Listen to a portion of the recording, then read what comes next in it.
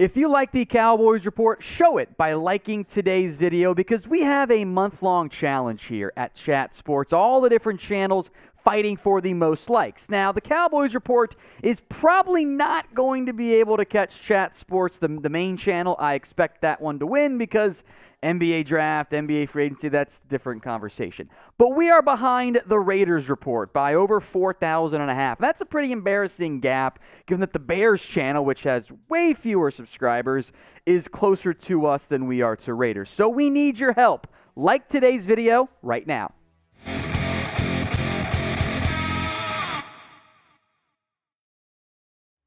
Welcome into the Cowboys Report. I am your host, Tom Downey. Leading off today's show is some interesting, claims, reports, predictions, whatever phrase you want to use there from Mike Florio, who sometimes does get some things right as it relates to Ezekiel Elliott and Tony Pollard. Florio, who is kind of tight with Stephen Jones to an extent, thinks the Cowboys will dump Zeke after this season and pay Tony Pollard instead. Now, this is possible in large part because I don't foresee the Cowboys keeping both Zeke and Pollard at their current cap hit for Zeke and the upcoming extension that Pollard is due as he enters the final year of his contract. The Cowboys have not touched Ezekiel Elliott's deal this offseason, much like Amari Cooper, much like DeMarcus Lawrence, leaving them an out next year. They did the exact same thing when it came to Cooper and Tank's contracts, and Tank was restructured,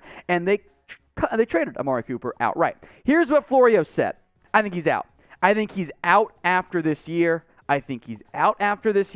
And the money that they would give to him is going to Tony Pollard, and then they'll draft somebody. They had no qualms saying goodbye to DeMarco Murray. His reward for setting the franchise single-season rushing record was, see you later, we're not interested.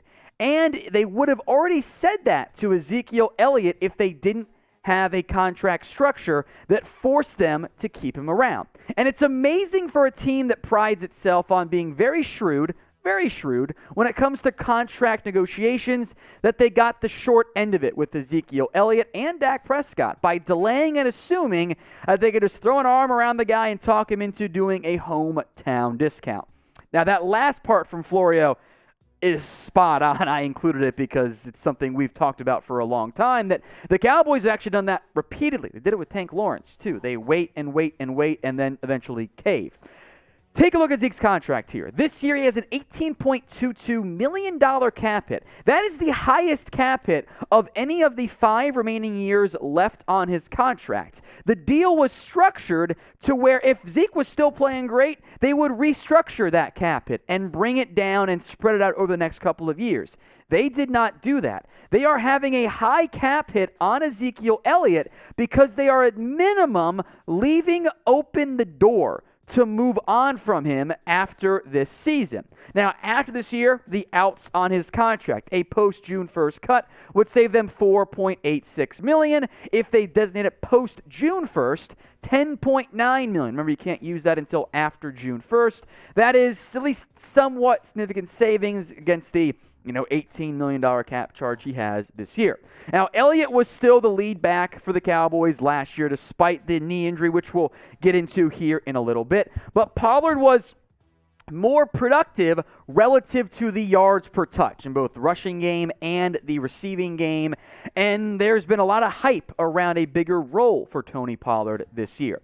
So of the two, if we do face the likely path of the Cowboys having to choose one to keep, who would you rather have it be? Type TP for Tony Pollard, EE for Ezekiel Elliott. A lot more on this conversation coming, but I want to hear from you guys. Pick one to keep. If the ad break comes on YouTube, head down to the pinned comment and let me know.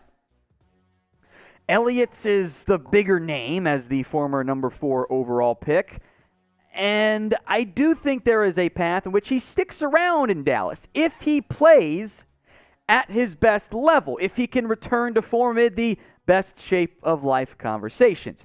Noteworthy is what Mike McCarthy recently said about Zeke. I think the biggest thing with Zeke is he's completely healthy now, and he's had a tremendous offseason. The weight he's been pushing in the weight room, just the numbers he's been cranking out have been very, very impressive. I can't tell you it's the best shape of his career, but he's in top shape. He's an extremely instinctive, tough, smart football player, great teammate. So I think he set himself up for that, referring to a big-time season. Now, it is fair to mention Zeke's always in the best shape of his life, and he also kind of was last year. He was playing better before his injury. But I've seen a lot of people say, oh, well, he'll be healthy this year. We should not dismiss the massive workload Zeke has carried in his NFL career and even his college career.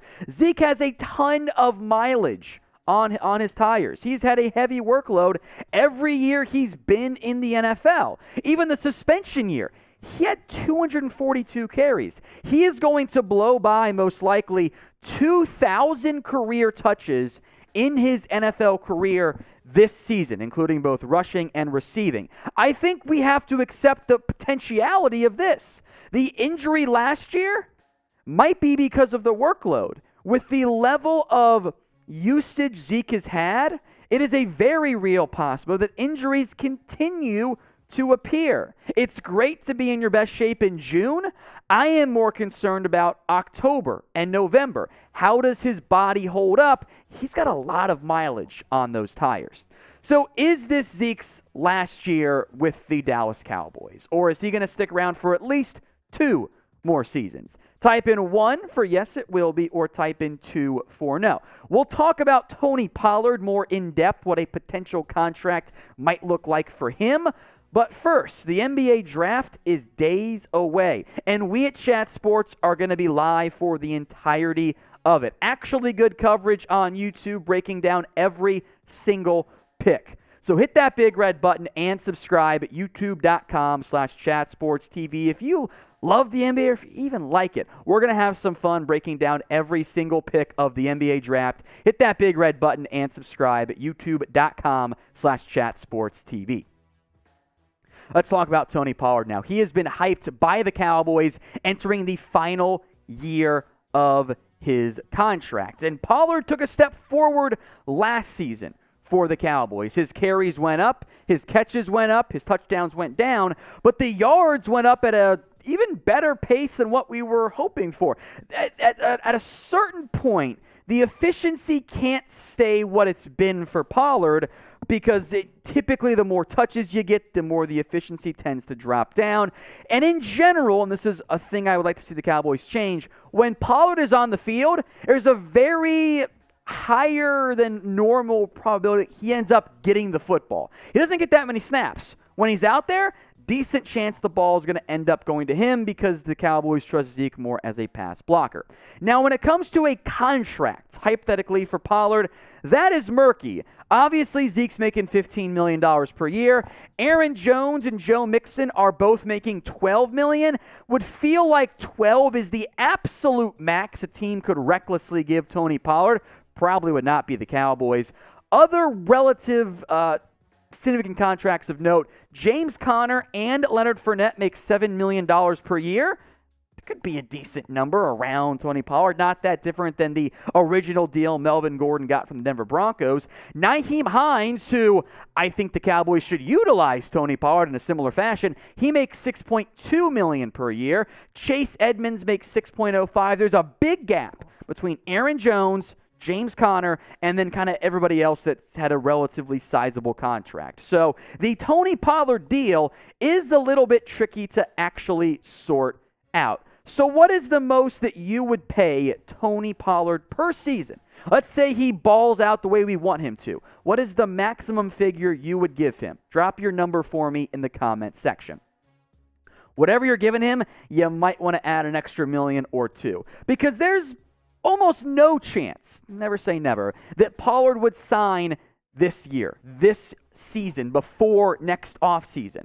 It doesn't make sense for him to do so. He's going to cash in theory, with more touches, a bigger role, more production, and then get a bag from somebody, at least a bag relative to the running back contract market, which isn't as high as almost every other position in the NFL. Everything's going up except for running back deals. I do hope in the end that the Cowboys choose to give Pollard more touches, and there is an ideal problem of Zeke played better, Pollard played great. How do you handle picking one of those two guys, since you probably don't want to pay both? We continue to give you guys daily Cowboys videos here at the Cowboys Report. So if you have not already joined the #1 most watched, most subscribed, and I think most fun having Cowboys YouTube channel out there, get it changed. Hit that big red button right now. Our last story of the day, James Washington, as fans cited, listed Washington as a cut candidate for the Cowboys. James Washington, as I'm sure most people know, signed a one-year, $1.0457 million deal, so around a .105. He has been unable so far to participate at OTAs and minicamp due to injury. I will make note that there is some depth at the wide receiver position for Washington or for the Cowboys in terms of what fans cited, argued, and what they pitched. We'll break that down, and I've got the answer as to whether or not James will get cut, but I want to hear your predictions first and foremost. Will James Washington make the team? Y for yes or N for no? I think he does. I will be shocked, truly shocked, in the same way I was when Dan Bailey got cut, if James Washington does not make the team. And the reasoning is his contract is fully guaranteed. So whether James Washington is on your team or not, you owe him the same amount of money. I don't believe there's any offset language. Who knows on that front? But even if Smith Hoko, Noah Brown, TJ Vasher all ball out, remember, Michael Gallup's going to miss some time. The Cowboys structured the deal of James Washington as a one-year prove-it deal, but that prove-it year is going to come with us. Now, do we get 2019 James Washington? That'd be great. I'm not going to get my hopes up there, but I do fully expect that Washington will be on the Cowboys this year. I'll be pretty shocked if he's not with the way the Cowboys structured that deal. I don't know if FanSided even looked at the contract, to be honest.